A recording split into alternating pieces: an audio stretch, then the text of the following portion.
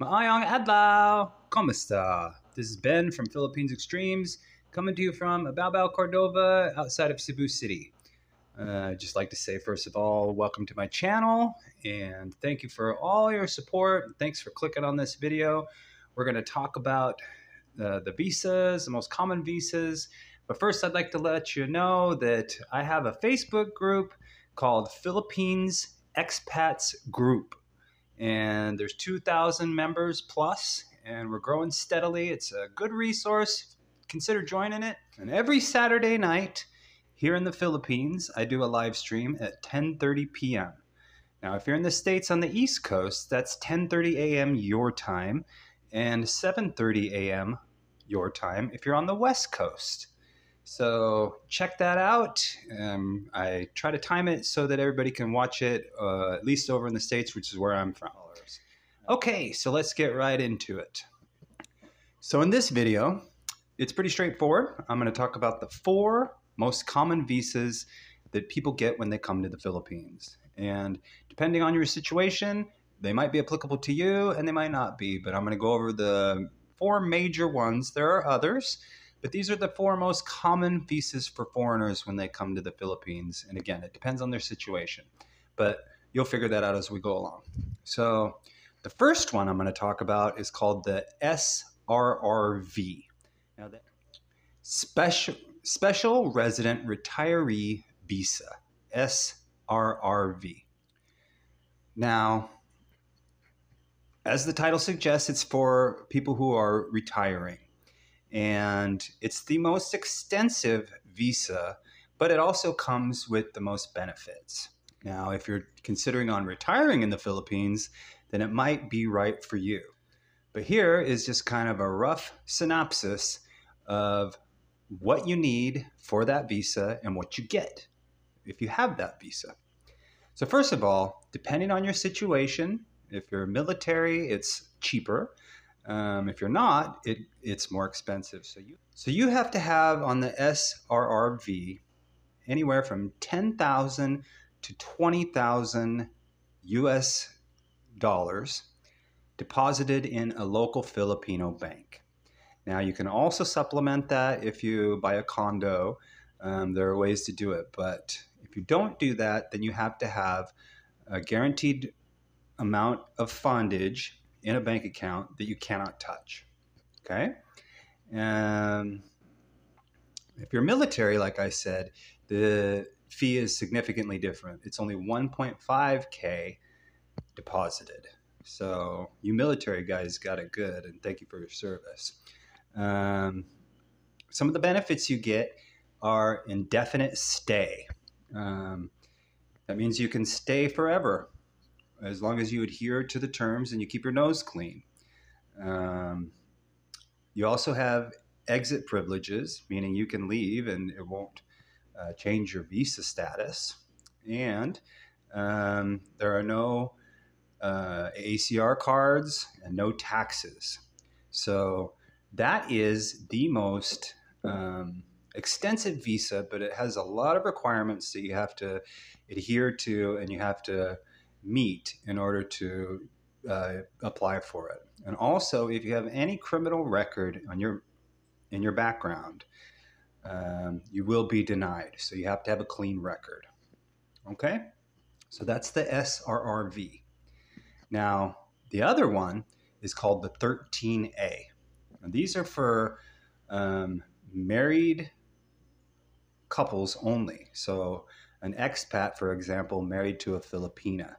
So it's called the marriage visa, so the 13A. So the 13A requires that you are married to a Filipina or Filipino, depending on if you're male or female. One of the perks that you get if you have that visa is you can work legally. You have to apply for the status, but having that 13A marriage visa does afford you the benefit of being able to work in the country. Another thing that you have to have is proof of income. So even if you're thinking about relocating, you still have to have some sort of assets that you can show that show that you won't be a burden to the country. You won't be a burden to the state, in other words. So, and also, as with the SRRV, you have to have a clean record. On both of those visas, they do background checks on you locally, and they also require you to get background checks from your home country as well. And you have to submit those with your visa application. So if you have, even if it's an old charge, a lot of times, even if it's 30, 40 years old, you'll get denied. So unfortunately, that is the facts. You can't qualify for those if you have a criminal record. Now, the other one that people often get, and this is for married couples only, is something called the Balikbayan visa. Now, the Balikbayan visa is pretty awesome if you're married to a Filipina. It's a free visa for 1 year. It means you don't have to pay any fees the whole time you're here. There's no running to immigration. There's no having to pay for anything. There's no ACR cards. There's none of that. It's just 1 year free visa. How you get that is you have to enter in the country with your Filipino spouse. So at the time of entry, you have to show your marriage certificate and your passport.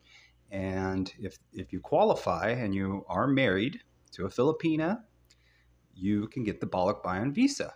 And it's good for 1 year. One of the downsides of it, compared to the 13A, is if you have a Balikbayan visa, you can't work. So I know a lot of people say, well, why would you want to work? Well, I mean, some people get bored and they, want to supplement their income or something. And, or, maybe they need the extra money.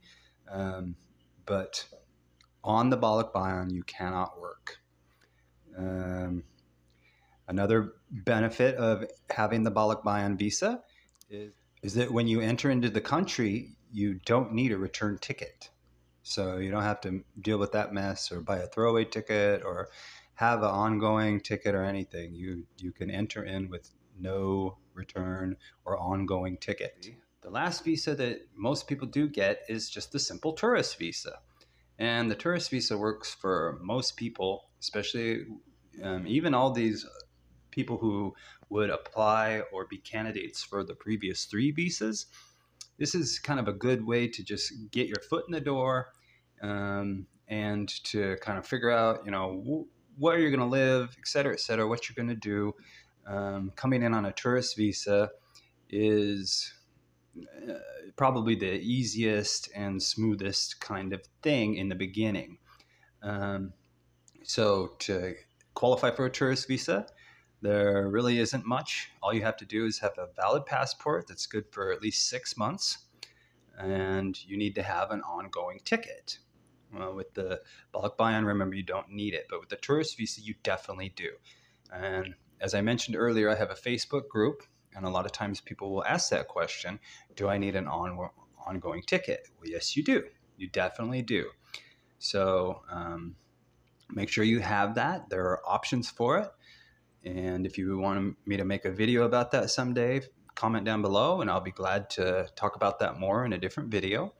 But the benefit of the tourist visa is that, you can come to the Philippines and maybe you're a candidate for the previous 3 visas that I mentioned, but it takes kind of some time to work out all those kinks and to figure out where you want to live long term, things of that nature. So coming in on a tourist visa is a fantastic way. The Philippines has an excellent visa system for tourists. And if you do decide to stay longer, all you have to do is go to the immigration office and re-up your visa. And you can do that for 2 months or 6 months. And you can continue doing 2 and 6 month increments all the way up to 3 years. And at the end of 3 years, all you have to do is leave the country and then come back and start the whole process all over again, and the clock gets reset. And then you have 3 more years to be able to extend. So those are the 4 most common visas. If you have any questions, comments, or concerns, please feel free to drop a note down below in the comment section. And if I can't answer the question, I'm sure many of my subscribers who are very knowledgeable can. And between all of us, we can definitely give you more information. Consider joining that group on Facebook. It's an excellent resource, especially if you're not too terribly familiar with the Philippines or if you're just wanting more information. It's an excellent resource, like I said, just to pick people's brains and to get more knowledge and info. So, like I said, thank you for watching, everyone, and have a blessed day.